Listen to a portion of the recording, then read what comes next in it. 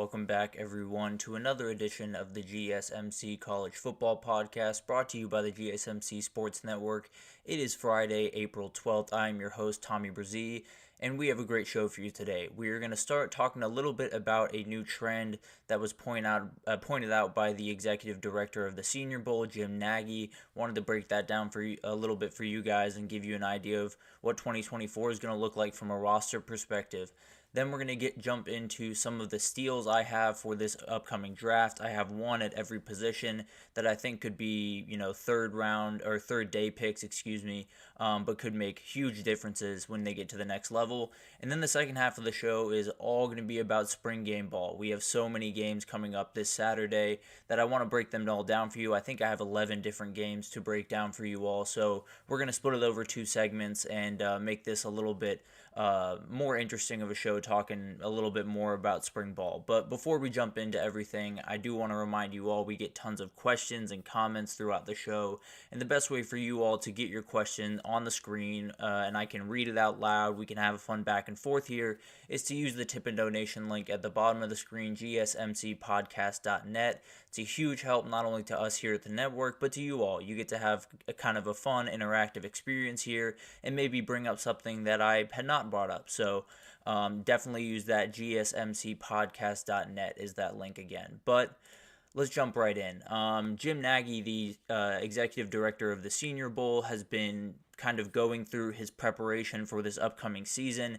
They go out and they scout essentially every player that is draft eligible going into that year, and they break down, do we want them at the Senior Bowl? And obviously some of this happens throughout the 2024 year, so there's still much to happen here, but they've kind of already started the process of looking at these guys and getting early evaluations on them. And he noticed something as he was kind of him and his staff were going through all of these teams. So just to give you an idea of what the normal is for them any given year, is they usually grade 25 plus prospects at most Power 5 schools, or that's what they have been doing this cycle, not normally. By comparison, before COVID, before NIL, before all of this new stuff took place, it was about 15 to 18 for like the Alabamas, the Georgias, the Ohio States, the big dogs of the world. Then it was about 8 to 12 for the rest of the Power 5, and then rarely more than 3 to 5 for Group of 5 teams. So you can already see the gap that is forming. I mean, the workload on NFL scouts is out the window. It's something that is almost impossible to do these days, so more and more guys are going to slip through the cracks, I think, especially this year going into the 2025 draft. But just to break down what these teams are that they have broken down and what these kind of numbers look like, I do want to show you guys this. So obviously you see Louisville up there at 32. That is a far cry from the usual 8 to 12 that they're doing for these Power 5 teams. Now, not all of these people will be invited to the Senior Bowl. Obviously, this will be cut down significantly, but it does show you kind of the state of college football today. I mean, we had the introduction of NIL, and there was this idea that, maybe kids will hang around a little bit longer. Maybe they'll get their degree because, you have a way to make money now instead of wanting to chase that NFL money as soon as possible because that's the only money that you think you're capable of making. So I think this is something that we all knew was going to impact roster construction, kind of how teams were built up, but we weren't really sure how much, right? We weren't sure just how many kids were going to stick around, just how many kids were going to be willing to take the NIL money and not necessarily take the big-time payday at the NFL, because as we all know, NIL money is great, but NFL money is generational. That's the big difference between the two, which is a huge difference. You still see Alabama and Georgia and all those teams up top because kids understand that to a certain degree, but you're seeing more and more of these really, really loaded rosters of juniors, seniors, graduate students, 6th years, 7th years. There's a 9th year on Miami this year, and I'm not even lying. So it's a remarkable world that we live in college football, and it was made possible, obviously, by the COVID year that helped a ton. Obviously, the kid in his 9th year has some medical red shirts and things of that nature, but you see these numbers and it's just mind-boggling. I mean, someone like Louisville having 32 guys that could possibly enter the draft this upcoming year, is just insane. It's something that we have not seen a lot. It's something that honestly I didn't even know was possible under the current construction, because the way that usually recruiting happens is you're bringing in 25 kids or at least 20 kids every cycle. Then you have transfer portal. Then you have all these different things going into roster construction that it's pretty remarkable that these teams are this far up. And you look at some of the other teams on here, Oregon is the one that really stands out to me. One of the issues I think they've had over the past couple of years has just been they've had a ton of really, really good pieces. Those pieces haven't quite developed into the players that they had hoped they would be. Now they've portaled in a ton of kids, which definitely helps with this number, but I think Dan Lanning is kind of slowly starting to build up, the foundation of what his program is going to look like. And I think it's happening more and more across the country, where some of these guys, some of these teams, especially you see Wisconsin on this list, you see UCLA, SMU, Cincinnati even. I think all of these teams are viewing this kind of as an opportunity, right? You see so many other teams, you see the big dogs still doing recruiting the normal way, the way that I tend to believe is the right way to go about it, where you attack high school recruiting to develop those kids, to create those kids throughout 4 years, and then you patch holes with transfer portal kids. That's what the transfer portal is for. It's not for a full-fledged rebuild. It's for, patching holes where it's needed.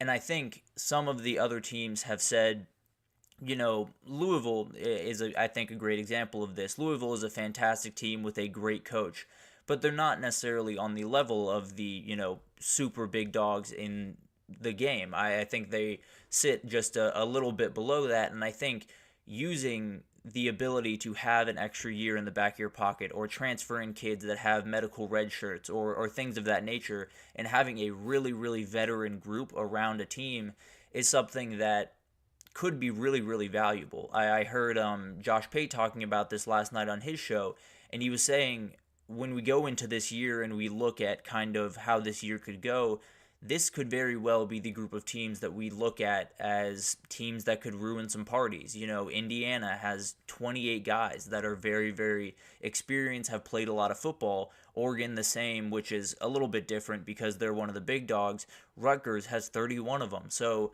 there's an ability here for some teams that you look at on this list and you say, okay, they're not going to make a ton of noise in the college football world this year, but they could definitely ruin the fun for some other teams that are planning to make some big noise. And I think that's the biggest thing for these teams right now, is at least the majority of these teams right now, is you're trying to get yourself, a seat at the table. You're trying to get into the party, which is the playoff. And if you can do that by kind of zigging while everyone else is zagging, I think that's something that a lot more people are going to think of doing. And Louisville has, really attacked that, with Jeff Brom being one of the biggest users of the transfer portal in the entire country. Colorado is one I'm a little bit more surprised, but I guess Shedeur Sanders and Travis Hunter and all of these guys have slowly kind of built into those veterans. It feels like, they came onto the scene not too long ago, but they are officially, a part of this group. So Colorado is building up that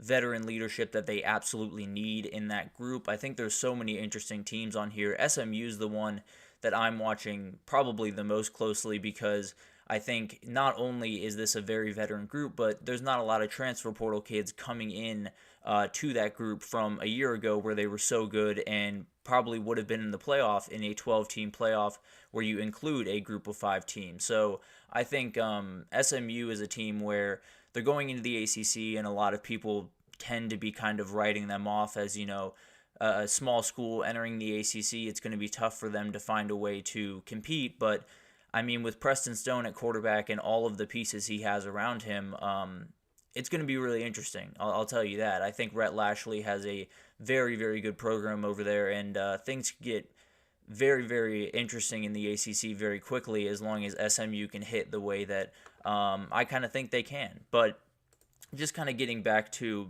the idea of this and kind of the effects of this going into 2024 and beyond, when you look at kind of the recruiting tactics that are kind of unfolding over college football, you see the transfer portal being leaned on even more. And I've said earlier in this that recruiting high school kids and developing them is still the winning formula. When you look at the championship teams, even someone like Michigan, that's all kids that, or the majority of them are kids that committed to Michigan, worked their butt off, was developed by Jim Harbaugh and the incredible staff up there, and then they won a title. So it's kind of it's a funny, interesting kind of diatribe that people go down where obviously you want experience on your team, and the transfer portal has opened a massive door for teams to get that experience on their team, as and get longer lasting kids on their team, kids that are using that COVID year, kids that are staying around because of NIL and all of these different things. But at the end of the day, it's definitely kind of a battle between two styles, and I think you'll see it more aggressively this year than maybe any other year because of these two things. I mean, the COVID year, we're coming kind of to the end of the kids that have been able to use it. We're coming to the end of that being a thing in college football going forward. At least a reason for kids to be sticking around going forward. But I think NIL is kind of the biggest thing here, and the thing that a lot of us, it's a boogeyman for a lot of people. It is a confusing idea for a lot of people, and I totally understand that. It's a very confusing entity walking into college football last couple of years, but it's given us more time with these players, and I think that's something that not college football has lost necessarily. I mean, you still get to create bonds with players, and when you have a starting quarterback for multiple years, Carson Beck coming back is a huge thing for Georgia fans because you get to look out, see that number 15, know who that is, and have connections with him, have memories of him tearing apart people last year. And same thing at Texas. Quinn Ewers coming back for his third year. It's something that just didn't happen quite as often because you saw the transfer portal, flying kids around. You saw some kids maybe entering the NFL a little bit earlier than they probably should have because of that necessity or that desire to make that big payday. And I can't necessarily blame them for that. When you're looking at the, 5 years ago, when you look at the way that college football worked, it's hard to blame kids for saying, if I can't make the money that I probably need to make in the short term here, then I have to find my way to the NFL. I have to, get that short term payday, and then I can work it out on the back end. But at the end of the day, some of these kids just absolutely need that money as quickly as possible, and giving them an avenue to do that through NIL has been something that is life-changing for so many of these kids, and it's awesome to see, and it's more awesome to see, in my opinion, that these kids are not only sticking around to make that extra NIL money, but that is then enabling them to get those degrees and stick around and get that piece of paper and move on, to the NFL with not only, with unfinished business, I suppose, at college in terms of the academic world. So I think this is kind of just a huge plus kind of across the board. I'm trying to necessarily find a hole to poke, and I guess the one thing that could happen throughout this time, or at least, throughout the next couple of years, is there's less room for younger kids, for the high school kids that I've been talking about to walk in and take up some scholarships. So it could be that some of those kids go to smaller schools and then transfer in. It could be that big schools have to make really tough decisions when it comes to, do you want to take on this remarkably talented freshman, or do you want to keep a really veteran guy at linebacker that is, a 3-year starter and has made a ton of different plays for you. So I think there's going to be some interesting decisions being made, and we'll see kind of some interesting roster construction over the next couple of years, especially this year. But for right now, I'm very excited for 2024 because you get to see guys that you've seen for a number of years. You get to see, maybe they're in a new jersey, but at the end of the day, you still get to watch all these guys and see them develop throughout college, see them become the player that a lot of them, you can see in flashes, but you haven't quite seen. Drew Aller is someone that I think he's going to have a great year this year, but I think it would be very beneficial of him to stick around for another year after this, become a redshirt junior, and really attack 2025. But obviously, that's quite a ways away for him. But at the end of the day, I think this is something that is really cool. I think it gives fans something to identify with a little bit more. I think it gives teams a little bit different of strategies to kind of attack from. And I think, it gives a bunch of kids the ability to not only get a certain amount of money while they're in college, which is always helpful, but get that degree at the end of the day, which, as we all know, football does not last forever. So this is something that, while NIL has, gotten a really bad rap, and there's a lot of people that demonize it to a certain extent, and to be totally honest, my feelings are quite mixed as well, but this is one of the great things about it. This is one of the things that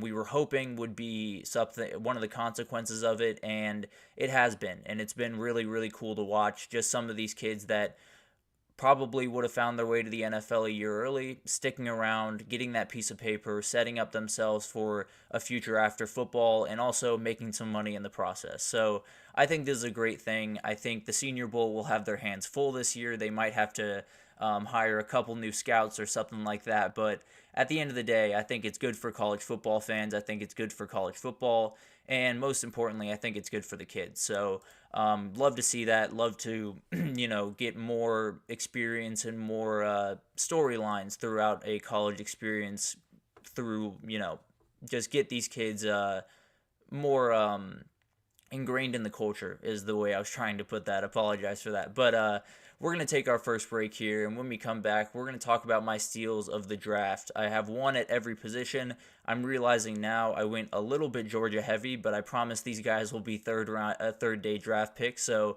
they're still technically steals, even though we know the names of them. But at the end of the day, I have all these guys for you that I will break down right after this, so stick with us. I feel like I'm losing my mind. Is everybody in the world blind? Please, Lord, give me a sign, a sign. I feel like I'm losing my mind. Is everybody in the world blind? Please, Lord, give me a sign, a sign. I wanna be the greatest. Everybody on the fake shit. I look around and feel like everybody is the fakest. I make this every day and I'm impatient, hoping one day I blow up from the basement. Statement, the top is so vacant. I don't hear shit that I think is amazing. Waiting for my day when I'm playing sold out shows where 1,000 faces. Hey, give me that crown, get in my way and to be put down. It ain't your place, all this my town. If I want that shit, then I'll get it right now. I'm losing it, the noose it fits. I'm losing shit, a stupid myth. You choose to live or choose to dip. You choose to fight or lose your grip and lose a gift. I feel like I'm losing my mind. Is everybody in the world blind? Please, Lord, give me a sign, a sign.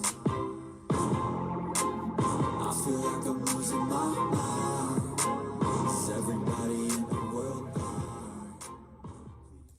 Alrighty, welcome back, everyone. We just talked about a little bit of a trend happening around college football. NIL and the COVID year have allowed us to enjoy some players for a little bit longer than we used to have. But let's jump into segment 2 here and talk about my sleepers for the draft. I'm going to go position by position. I have one each, and sleepers or steals is kind of a tough thing to gauge in the draft because obviously there are some steals in the first round. There's a guy you can get later in the first round that could be a top first round talent. I think Byron Murphy Jr. is a great example of that, where someone could get him in the 20s, but this is a very, very talented kid that very easily could go top 12, top 10. But at the end of the day, I decided to go a little bit further down the list. I think all these guys will likely be day 3 picks, so anything from round 4 on to round 7. And I think they could be real difference makers for their team, to be totally honest, whether that's in a starting position or as a backup rotational guy, or as just a backup that, is helping guys and being a really good teammate. I think that sometimes gets lost in the shuffle as we talk about the NFL, but being a good teammate, especially if you're not going to, be on the field, is something that can be very valuable to an NFL team and definitely something that they will be looking for. But let's jump right into this team and let's start with the quarterback. And I'm going to go with Jordan Travis here. I flirted with going with Michael Pratt from Tulane. I think he's someone also to watch in this draft that could be a big-time player. But Jordan Travis is someone that I feel like we've kind of forgotten how good he is. He obviously went down with that devastating knee injury, and Florida State ended their season undefeated before Georgia walked into town and gave them a good mollywhopping. But Jordan Travis is just remarkable. He makes so many incredible plays with his legs, is a great athlete, and is a remarkable leader. And I think that's kind of the part of this that I am really focusing on. I think one of the big worries with him is he is a little bit undersized. He has, a little bit of worries of can he handle that physicality that's coming for him at the next level. But the ability, I think, will make up for that. I think we saw Jaden Daniels last year take a ton of big-time hits because he has a little bit of that Superman in him. But the ability for him to evade tackles is something that is a huge asset as well, and it gives him a little bit more ability to avoid those big hits, and I think Jordan Travis is the exact same. So I think that will help him a lot. I think he's just someone that would be incredible no matter the position you have him in. I think he'd be a great guy to have if he builds into a starter in this league. I think he possibly could, given the right situation. I think if you have him as a backup, he's someone that could give defenses fits if he walks into a game and starts running all over them and confusing them with his athletic ability. And then if you have him just kind of as a, third string or a practice squad guy, the kid is the most coachable, I think he has a great head on his shoulders. He seems to only care about the team's success. He is very much a team-oriented guy, not a me-oriented guy, and it's something that I think kind of gets undervalued throughout this NFL draft process is there are certain guys that just have that mentality that you want on your team, and I think Jordan Travis is one of those guys. So he's someone that I'm not necessarily sure if he's going to be a big-time NFL player. I'm not sure he's going to be a 10-year starter or anything crazy like that, but I know for a fact that whatever team drafts him is going to be very happy they did. I know that they're going to love the person that he is and the teammate that he is, and I think he's just going to be someone that no one's going to be upset that they drafted. So that's someone that I definitely think could be a big-time sleeper in this group. I think the ability is obviously there, but more just who he is as a person is something that really kind of builds this up for me personally. At running back, this is where we kind of start the, I think I have 3 Georgia players on here, which doesn't sound like a steal, but they definitely could be. But I'm going to start with Kendall Milton at running back. This one, obviously, Kendall Milton's name. If you watched Georgia, especially towards the end of last year, you heard his name a ton. He had a really good end to last year, has some injury history, and that's probably the reason he will slip into the 4th or 5th round. But the ability of this kid is just remarkable. I've been at Georgia. Well, I was a student at Georgia for 4 years. I graduated last May, and I watched Kendall Milton pretty much from start to finish throughout his career. So saw the injuries, saw the moments where he flashed when he was younger, and then when he came back.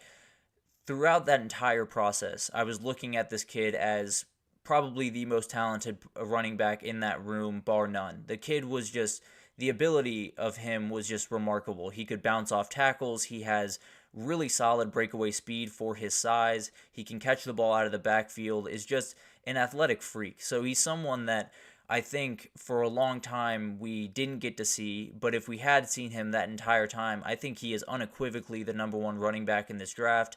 I think he's possibly even a late first-round draft pick. I think this dude is just remarkable, and I think he just needs to stay on the field, which obviously is easier said than done, but at the end of the day, when you have that ability and you have that talent, teams will be willing to take a chance on you in hopes that, the injury history is behind him. So hopefully he can stay healthy, because if he can, this dude can be an absolute game changer for whoever drafts him. I promise you that. But let's move on to wide receiver, and this one's a little bit more off the beaten path. Although, it's kind of not. Luke McCaffrey is the wide receiver that I have pinned. Yes, it is Christian McCaffrey's brother. He went to Rice for the majority of his career. I think bounced around a little bit throughout his college career, but the dude's really remarkable. Comes from an NFL family, is made of the right stuff mentally, which is a huge piece of this, especially when you're going to get drafted a little bit lower and have to work your way up through the ranks. He's someone that is more than willing to do that, for sure. And I think he could just be a very, very helpful piece. He has great hands. He is a very fantastic route runner. The system will definitely matter for where he ends up and how he kind of ends up producing at the next level. But he is very, very talented, and he's someone that just does everything very consistently, does everything really right, doesn't necessarily take any shortcuts, doesn't do anything that would make, an NFL coach upset by any means. So he's someone that I think it might take some time for him to fully develop into the player that he can be, but I think he could be a huge help to a team in terms of just maybe a third down guy that you absolutely need to get a catch from, and he's going to make most catches his way. If you need, some punt return help or some just in special teams in general, I think he could help you there. So I think he's someone that, while it might take some time at the next level, I think his ceiling is a lot higher than some people might think. But let's move on to tight end, and I think this guy's ceiling is through the roof.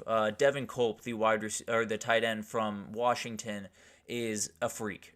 He went through combine workouts, and I feel like anyone who watched that was just astounded by the ability that he has. I think he had like a 38-inch vertical leap. 38 foot would be just remarkable. But his ability is incredible. He's a great pass catcher. He's someone that definitely did benefit from having Michael Penix throwing him the ball, but when we talk about NFL quarterbacks, they're going to put it on you 9 times out of 10. So Devin Culp, I think, is someone that will definitely be kind of a rotational tight end, second tight end to someone else, but at the end of the day, that opens a lot of doors for him. So I think he's someone that teams might not be scouting to start the week and then right after the game happens be saying, who is this Devin Culp kid and why did he just score 2 touchdowns on us? So he's definitely someone that I'm watching, especially if he goes to the right system where he can kind of work off one of these elite tight ends that is already in the league, kind of a Isaiah Likely with Mark Andrews type situation. But let's move on to offensive line and finish off the offensive side of the ball here.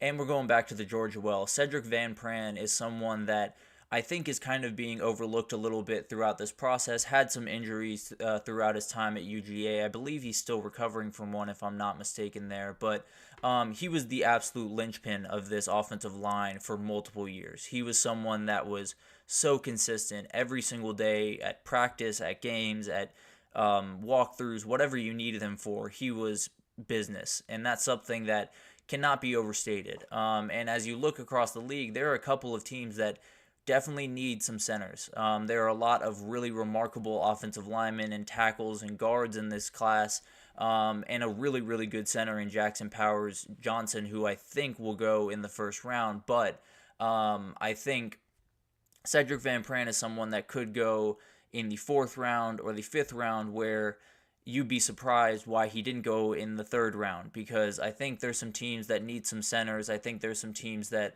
are hoping that this kid will fall to them, and one of them in particular has gotten pretty good at drafting Georgia Bulldogs in the Eagles. So I would definitely keep an eye out on them and Cedric Van Pran, because the kid's a beast, and he's as solid as they come at the center position. So very, very interested to see how he ends up. But let's move on over to the defensive side of the ball.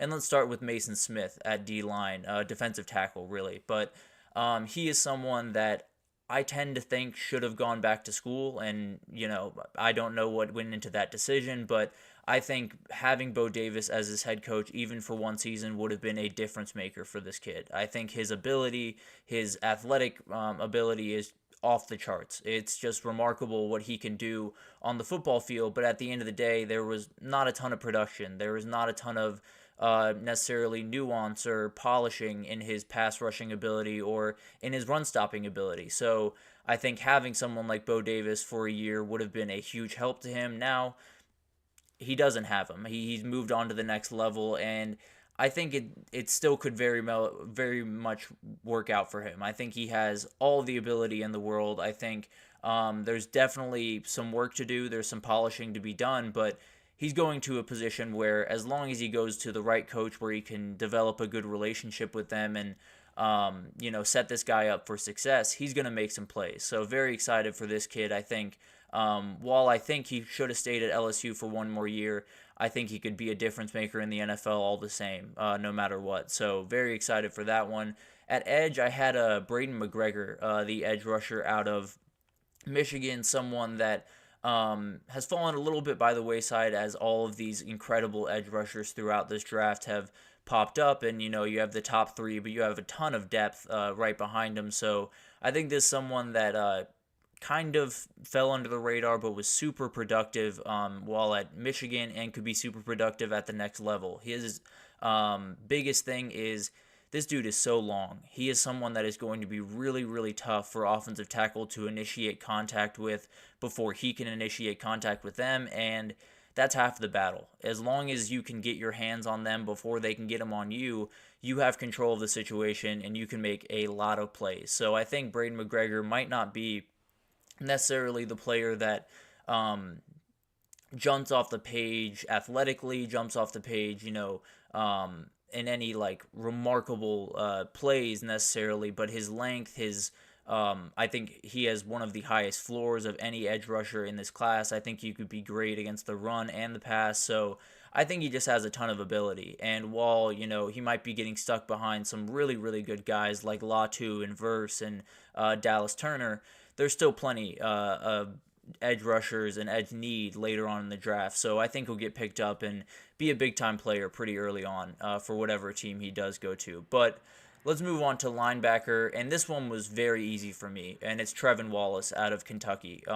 This is an absolute athlete. This is a kid that I was honestly shocked he did not hit a higher ceiling while in Kentucky, but I think he can still grow. I think he still has a ton of kind of throttling down to do, sort of. His speed is incredible. His nose for the football is awesome. He does a ton of really good things, but there's certain, needing to throw a changeup every now and then, needing to slow your body down and make the mundane plays that kind of evades him at points. He's not the greatest in coverage, although he's athletic enough to keep up with some tight ends and stuff like that.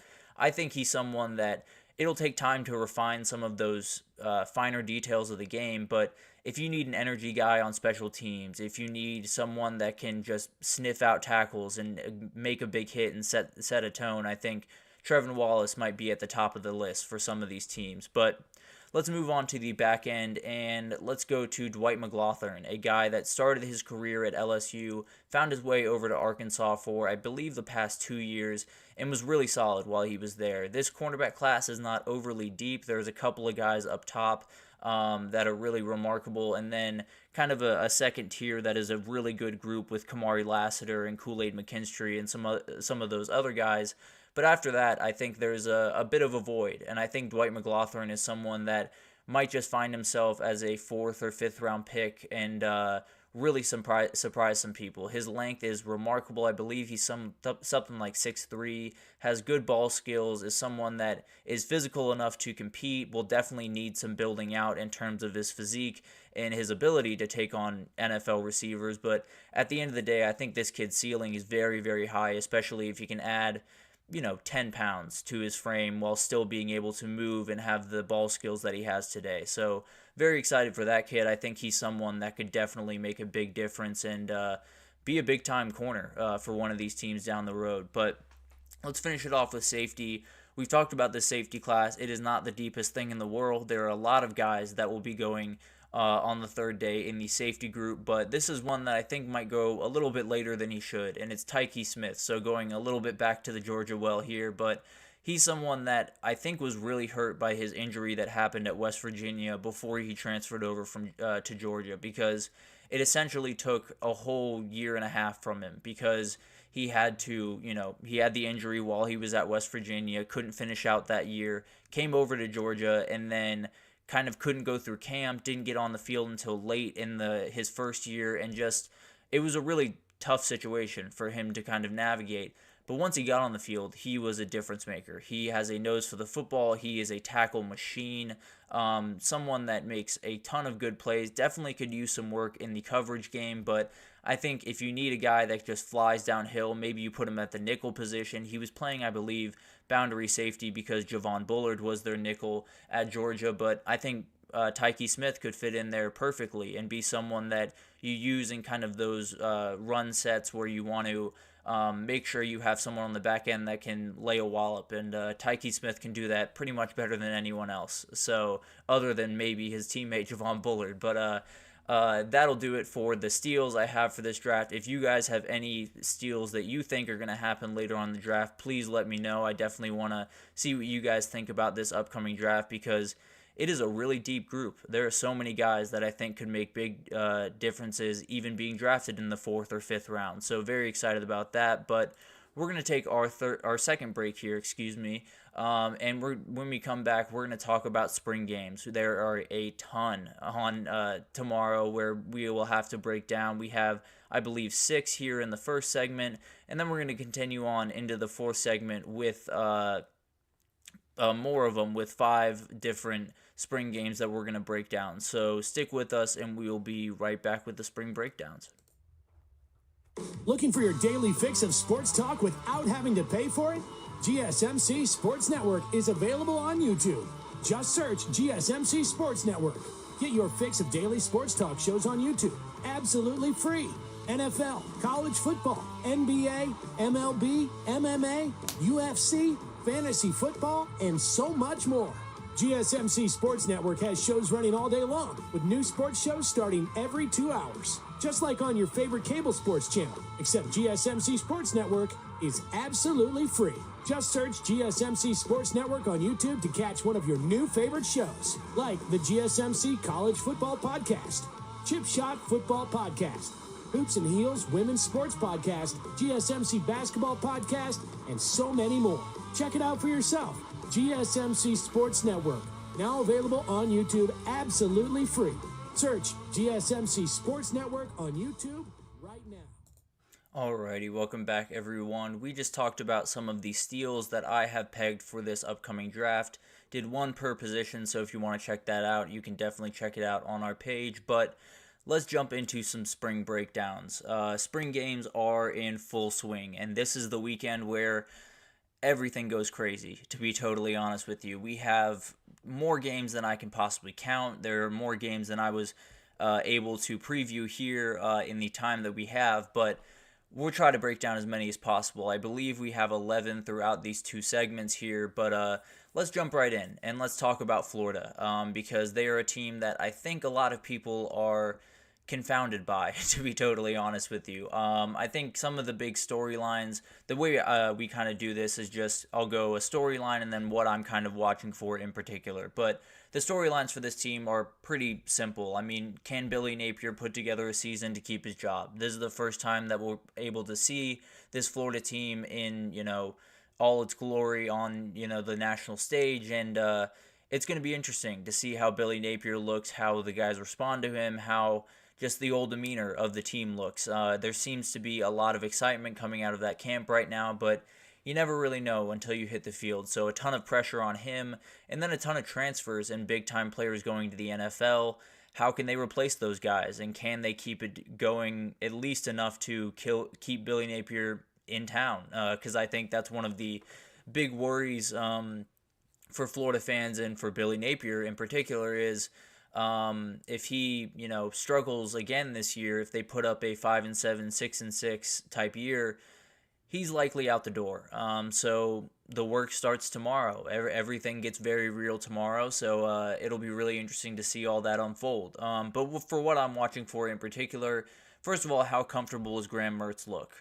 He was very accurate last year. I believe the number 1 guy in the country in terms of accuracy, but there wasn't a lot of pushing the ball downfield. If you watch Florida, there was a lot of, taking some screens, taking some dump-offs, and that's a good way to go about offense as long as, you have a good defense and you can run the ball and you can do certain things. But Florida kind of struggled with that. The O-line was not great, which is another reason for those short passes so often, and the defense was especially bad. So they're going to have to push the ball downfield more. They're going to have to get Graham Mertz to not only be a guy that executes an offense, but a guy that, takes over an offense and really dominates for times to time. And it doesn't have to be, game in, game out, but he does have to make some more big-time plays this year than he did a year ago. And also, I'm just watching DJ Lagway because this kid is awesome. I cannot wait to see him on the field for the first time. The ball just launches out of this kid's hands, and he's been dubbed the savior of Gator football, so it'll be interesting to see the reaction that the fans give him tomorrow. But another thing I'm watching for, tons of guys returning on defense. Does this look like an SEC level defense, or is it going to be the one that gives up a Heisman moment again this year? We watched that Jaden Daniels game against them. That is the best single man performance I think I've ever seen. He was just on another level, both throwing and running the ball. So Florida's got to be better than that. They got to be a whole lot better than that. So it'll be really interesting to see how this defense look, who the playmakers are, who the difference makers are, and can they be those difference makers when the season comes around. But tons of turmoil around Gainesville, but hopefully some is subsided tomorrow. But let's move on over to their bitter rival in Athens, Georgia, the one that stole one of their running backs, in fact. But one of the storylines, or a couple of the storylines, is this is time to get back to business. Georgia has been, knocked off the mountaintop. Michigan has the crown right now, but Georgia is fully in line to take it back. So it's going to be really interesting to see this team in first action. I think there are going to be some guys flying around. I really hope there are no injuries or anything. I'm sure guys will be told to throttle it back just a little bit, but guys are going to be really excited to have football again and get this party started for Georgia, because they have their eyes set on one thing, and that's a national title. But another thing is how this offense that we talked about yesterday, if you want to go check that out, it's on the page as well. But how does this offense that we previewed yesterday, how do they look in their first action? There is a ton of moving parts in that offense, a couple of transfers coming in, a couple of big-time guys that need to step up into bigger roles. And we never really know how that'll look until we see it in real action. So very excited to see how this if this offense just clicks right off the bat. Is there some growing pains? That type of thing will be really interesting to watch. What I'm watching for in particular, has this wide receiver room taken shape the way that I expect, and I think a lot of Georgia fans in general expect? There's tons of really, really solid guys. There's tons of guys that can make plays.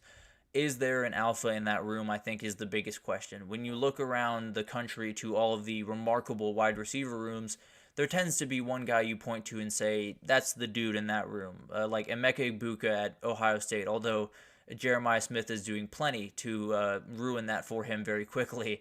If you talk about Isaiah Bond at Texas, if you talk about, Trey Harris at Ole Miss, there's so many guys, but they all have, that guy. They all have the go-to, the number one receiver, and Georgia, at least looking over the roster, doesn't necessarily have that right this second. Now, that could very easily come to fruition tomorrow, where you find someone where Carson Beck just keeps looking in the direction, they keep passing him the ball, and that would make sense to me. So very excited to see this game in particular. But another thing that I'm watching is who are the starters on the back end, especially at the corner positions. It sounds like it's going to be Daniel Harris, and I believe Dalen Everett is the other one. But I don't know how this back end will look overall. I mean, no Malachi Starks in this game, which, while, you'd love to see that guy out there, I think is kind of a plus for this group in particular, because you get the guys that are a little bit more unknown. You get them more snaps. You get them against the number one offense, where they might have been against the number two offense at times. So I think that's a huge help to them. Malachi Starks will be more than fine. He will be ready to go when fall camp comes around, but you definitely get to see what some of these younger guys, the KJ Bolden, the Ellis Robinson, the third, all of those guys, what they have to offer. And I think they have to offer quite a bit, but we'll find out tomorrow for certain. But let's move on to Kentucky here.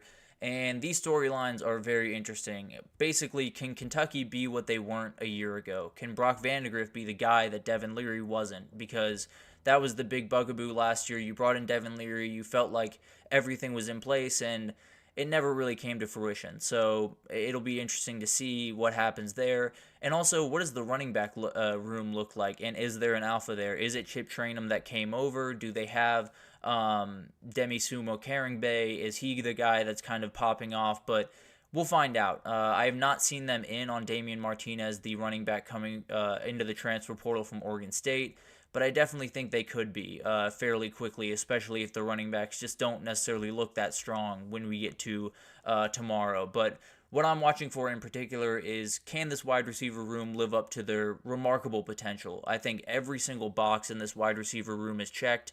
They have tons of guys that they can go to. They even have a ton of depth where they didn't have it a year ago, I think. So I think there's a ton of ability. The question is it going to turn into wins? Because last year there was a lot of ability in this room, and it just never really quite clicked the way you want it to. Now you have Brock Vandegrift, who can push the ball down the field, which I think will help guys like Barry and Brown and possibly Dane Key be the difference makers they're capable of being. But it'll be interesting to see how all of that unfolds. And then how does the depth on the defense look? I know that J.J. Weaver and Deone Walker are good on the defensive line. I know Jamon Dumas-Johnson is good at the linebacker position. I know Maxwell Harrison is good at corner. I need to know that the 2s and the 3s are good as well, because if Kentucky really wants to compete, that's where the money is made. Let's be totally honest. And then let's move on to Alabama here. The storylines are very clear, and I think we all know the storylines. This is the first time without Saban on the sideline. Is going to be really weird. How different does it look? And does it look good? I guess is the biggest question. And also, how do these players respond to the coaching staff? I think that's a huge thing when you bring in, especially in this circumstance where you have someone like Nick Saban walking out the door. You got to make sure that this next coaching staff is in a position to demand a lot of these kids, and these kids respond to them the same way they responded to Saban. Obviously, that's a tough thing to pull off, but you kind of have to do it if Bama's going to be successful and Kalen DeBoer is going to be successful. But some things specifically I'm watching for is how does the O-line look? There are tons of guys finding their way kind of into starting roles or a couple of transfers in. No Caden Proctor yet, which means young guys will get more and more run. Just overall, how does this group look from top to bottom, not just the starting line? Because I think the starting line will be very solid this year, to be totally honest, especially with Caden Proctor coming back into the mix. But you're going to need depth for sure, and you're going to need a good bit of it. So I think it'll be really interesting to see not only how the top line works, but how the second line works and so on. And then, has Jalen Milroe taken a significant step forward in the NFL level type throws? That's something that they're absolutely going to need this year. Everyone knows the Jalen Milroe, formula. Everyone gets that he is a difference maker with his legs, and he can throw a deep ball about as good as anyone in the entire country. Then they can key on that, and it becomes a little bit more dangerous. But at the end of the day, if he can start making those layered passes, start making those second-level passes that are, over a linebacker but under a safety and on a crosser, and it just the ones that NFL scouts look at and say, oh, okay, this kid is capable of making that play. I think he definitely needs to make a ton more of those. And if he does, this offense could be very interesting. Also, another thing to watch is just how did this wide receiver group look? Jalen Hale went down early, I think recently in spring practice, so he will not be playing. So tons of other guys will have to step up. Caleb Oden is a tight end technically, but he's someone definitely to watch because I think he could be a difference maker right from the get-go in his freshman year. But let's move on to Ole Miss, and this will not be the last SEC team we do, but at least in this section it is. But Ole Miss, the storylines are, does this big transfer portal class work? Is it going to work the way that Lane Kiffin had pictured it? And does this defense take a marketable step forward? Because they absolutely have to. And that kind of goes hand in hand. The transfer portal class was largely on the defensive side of the ball, and they need a lot of those guys to hit. But what I'm watching for in particular is this retool back end. We just talked about the transfer portal class. A lot of that was in the back end of this defense, and they're going to need some guys to step up big. They got Trey Amos. They got Brandon Turnage. I think they're going to need some other guys to step up big time and show that they can play as a cohesive five group, because I think they have plenty of talent, but plenty of talent doesn't necessarily get you anything if those five guys can't play in unison. So that's the biggest thing for me that I'm watching. And then how does Jackson Dart look in his limited action? Tons of transfer receivers coming in. I think he'll look more than fine, but at the end of the day, you want to make sure that he's on the same page as guys like Juice Wells. because if he's not, things could get a little bit hairy for that offense, or at least not necessarily hairy, but you want to take a step forward. You want to be one of the difference maker offenses in the entire country this year because the ability is there. There's no two ways about that. So you don't want it to look the way it looked last year. You want it to look crisper and more on time, and everything just look a little bit more explosive. So very excited to see how that one unfolds. And then finally, Ohio State. We broke this one down a little bit more in depth a while ago when talking about the fact that this would be broadcast on Fox tomorrow, but we'll break it down a little bit more because some things have changed a little bit. First of all, Ryan Day just needs to deliver. This is the year. This is where all of this starts, and hopefully he can start strong because there will be some big-time questions if some players that need to look good tomorrow do not. And then the quarterback battle in Columbus is real. It's something that I think Devin Brown genuinely is in a position to win that job over Will Howard, and we'll find out, or people will have very aggressive positions on it at the very least after tomorrow. So it'll be really interesting to watch that unfold. What I'm watching for in particular is, we talked about that quarterback battle. Who are the guys responding to? Who is the guy that they point to and, give all the hype when he scores a touchdown, or when he yells, or when he yells out instructions to someone? They listen very intently because sometimes that is the deciding factor in all of this, and it tends to go to the guy that's been around a while in Devin Brown, but Will Howard's a great leader. He's been around a lot of different teams. He's done a really great job when he was at Kansas State of being a great leader for that team, so it'll be really interesting to see how these guys respond to these two guys and see if at least the roster has picked their quarterback of sorts. And then how does this O-line look? There's plenty of talent, some transfers that are going into their second year, some transfers that came in, and it was shaky at best last year. It has to be better. It has to give these guys some time because neither one of these guys are elite with their legs. Will Howard is capable with his legs, but it's more design run type thing, so you can't necessarily leave him out there on an island, I guess is the best way to put it. But tons of really good games coming up tomorrow. We will continue to break down those games after this break, so stick with us and we will be right back.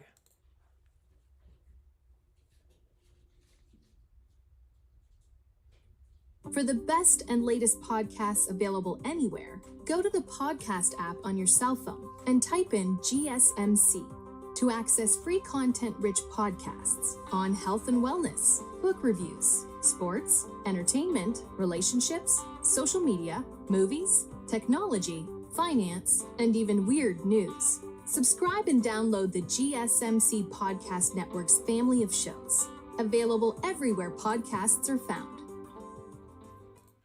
Alrighty, welcome back everyone. We just talked about some spring games, and guess what? We're going to continue talking about some spring games because there are a ton of them tomorrow that I want to break down for you guys, and let's jump right in. Let's go to Tennessee, and the storylines are very, very clear. Is Nico Iamaleava more of a Hendon Hooker, or is he more of a Joe Milton? There is a ton of hype around this kid. There is a ton of ability with this kid, but I think Tennessee fans remember all too well when a kid had a very good performance in a bowl game and then the following year did not necessarily meet expectations. So I think Saturday will be, I'm sure, a time where Tennessee fans look at this very rationally and, give this guy plenty of slack and all that. No, they're gonna react very, very definitely going to overreact to this, definitely going to say he's either going to win the Heisman or be the worst quarterback in the world after tomorrow. But as we know, that's probably not the case. It's probably somewhere in the middle, but it'll be great to see him in his first action and how he kind of handles all of this.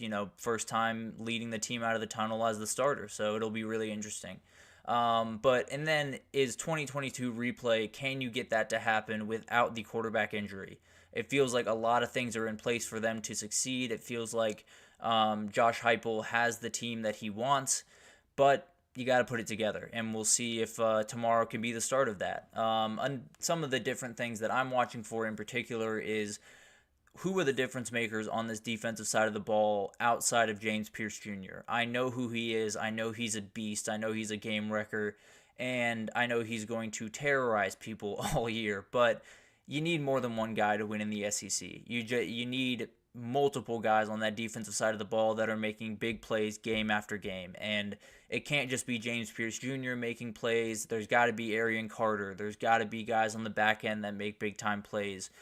So it'll be really interesting to see all of this unfold. I think this defense is very capable, much better than it has been in past years, especially 2022. But you need more than one guy. So if James Pierce Jr. is the only one producing on a week-to-week basis, it could get bad for Tennessee pretty quickly. And then is this wide receiver group as advertised in spring? It seems like this has been a really, really solid group.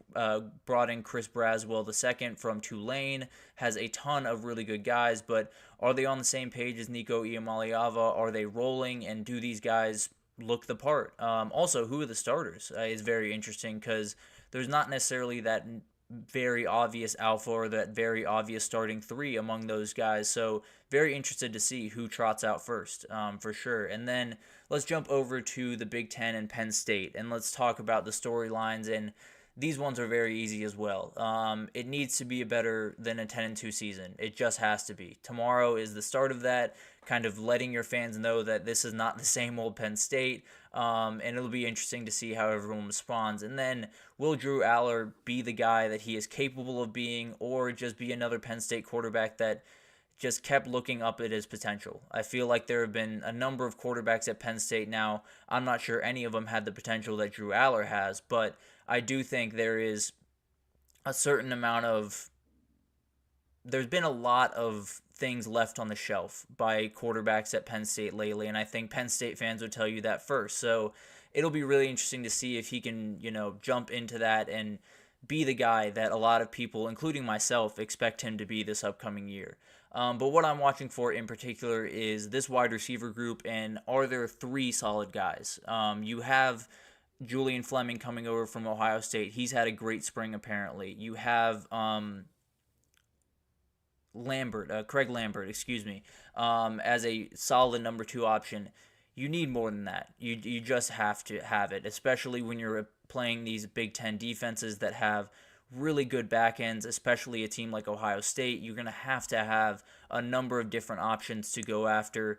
I feel like I talked about them going after a wide receiver in the transfer portal. I think that is very, very possible, but do these guys stand out, and do they need a guy in the portal? Maybe I come out of this game thinking they're totally fine at wide receiver, but who knows? I guess we'll find out tomorrow. And then, does the back end of this defense look as stout as it does last year? And or at least is it close? It's going to be really hard to replace Kalen King and Johnny Dixon, but AJ Harris has been huge in spring camp, coming over from Georgia, a transfer that they need to hit big time, and he's been proving it so far. So it'll be really interesting to see if he can continue that into Saturday and get Penn State fans feeling a little bit better about the departures that they had to endure this past year. But let's move on to Baton Rouge and talk about LSU. And these storylines, you guessed it, are relatively easy to set up.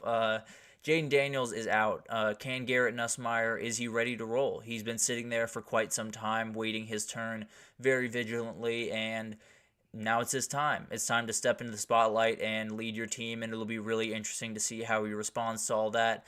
The defensive staff, how can they improve this defense, and how quickly can they improve this defense? Because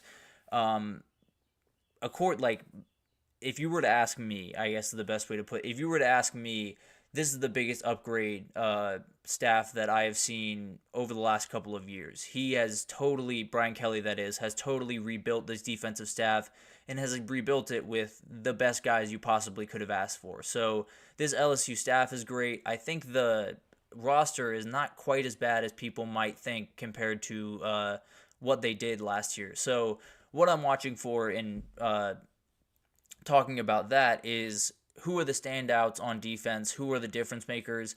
And is it the guys that were the difference makers before? Is it the Harold Perkinses of the world? Are there some younger guys that step up into the fray? Because I have a very, very good feeling that the last defensive staff that was there just used these guys wrong, especially Harold Perkins. I think he is someone that is an absolute difference maker, but you have to put him in the right situations. You just have to. So I think they'll definitely do that. I'm very excited to see him play tomorrow. I'm not sure how much he's going to play, but at the end of the day, I think he's someone that could be a total difference maker. I thought he was going to be one of the best players in college football by this time, and he's taken a slight step back, but at the end of the day, there's still plenty of ability there. There's still plenty to prove in this season, so very excited for that. And then who are the two wide receivers to replace Malik Neighbors and Brian Thomas? Now, you're not going to replace them totally with two guys. I can tell you that pretty confidently, but there's tons of talent in that room, but tons of production to replace, and it'll be really interesting to see. Is it CJ Daniels and Kyron Lacey? Is it Chris Hilton? Is it, there's some other guys coming in that are a little bit younger that could definitely step up and make some big plays. So very excited to see what this wide receiver room is made of. But let's move on to Utah and talk about some storylines and new conference. First time taking the field as a Big 12 team. They'll have that Big 12 patch on their jerseys, and it's going to be really interesting. I mean, they're one of the teams that everyone is pointing at as the favorite to win the conference, so very excited to see them in their first action. A lot of defensive talent walking out the door, though. You need younger guys to step up, and today would be the time to do it. I've talked about Teo Johnson a little bit on here. He's a little bit more of a veteran guy, to be totally honest, but they're going to need guys around him for sure. So very excited to see what happens there. And then what I'm watching for in particular, does this wide receiver group have a couple new faces? Mainly Dorian Singer is the big time piece that they brought over from USC. Are they rolling, and are they on the same page as Cam Rising is a huge thing I'm watching for. And then this back end of this defense, are they up to the challenge? Is Teo Johnson going to be out there on an island, or is he going to have a ton of guys to rely on the back end of that defense? Because as we know about Kyle Whittingham, he does not necessarily have any bad defenses in his past. So it'll be really interesting to see how this one, with not a ton of names that you know right now, kind of takes shape, because I feel like that's what happens with Utah quite a lot, to be totally honest. But to finish it out here, we are finally to the last preview, and it is Miami. Let's talk about, first of all, the storylines. Cam Ward coming in is absolutely huge. They believe that he can bring a trophy down to Coral Gables. They believe he can win the ACC for them, do a ton of remarkable things. But can he? This is the start of his tenure as their quarterback. It's only going to be 1 year, to be totally honest, but there's a ton of talent on this team, and Cam Ward is probably the top of the totem pole when you talk about the talent level. So very excited to see him in his first action, and kind of just the rebuild continues. I want to see what this, what the younger group of guys look like, because as you've gone through kind of this offseason in these past couple of years with Miami, it's a lot of talented young kids. It's not a lot of production on the field. So I'd love to see, is it more veteran guys making these plays in spring? Is it more veteran guys starting, or is it more younger guys starting in these games and younger guys playing? Because that's usually kind of the moniker you can see where a team flips from building up to actually here. And I think that's kind of going to be the big thing I'm watching. Ruben Bain is going to be a huge difference maker, but you need some other guys to step up big time. And then what I'm watching for in particular, you need another wide receiver to step up big time. They could even dip their toe into the portal waters for a wide receiver. Xavier Restrepo is one of the best in the country. I'm not worried about him at all. Jacoby George is a deep threat. I'm a little bit worried just about his consistency at that position, but they're going to need more than that. We talked about it earlier with Penn State. You got to have more than two options to go to at wide receiver if you want to be competitive the way that Miami does. So I'm expecting at least one guy to step up, whether it's a young guy or a transfer or whatever, to step up and definitely at least carve out a position as the wide receiver 3 in that group. But another thing is, who are the big-time players outside of Ruben Bain? We talked about him a little bit. I know for a fact that he is good. I know that he is actually remarkable. I know that for a fact. But they need some guys on the back end of this defense to step up for the experience that's leaving, especially at safety with James Williams and Cameron Kitchens walking out the door. You need some guys in the interior of that defense, whether it's the defensive tackles or the linebackers. You need a lot of guys to step up, and it can't just be Ruben Bain out on an island, because then it's going to get really, really tough. It's another James Pierce Jr. type situation as well, where you absolutely need more than just one big-time game wrecker coming off the edge. So it'll be really interesting to see who those guys are tomorrow and who kind of stands out the most. But that'll do it. After 11 spring game previews, we have finally come to the end of the show today. So thank you so much for listening. This is the GSMC College Football Podcast presented by the GSMC Sports Network. Your support means a lot to us, so please remember to subscribe to the show, leave a positive review. It does make a huge difference. Also, we invite you to follow us on Facebook, Twitter, TikTok, Instagram, all of the social pages for any updates you could possibly need. We have tons of people doing incredible work across every sport you could possibly want. So if you need any update across the world of sports, just come over to GSMC and we got you covered. But thank you so much for listening, and I will see you guys next week. Mm-hmm. Mm-hmm. Mm-hmm.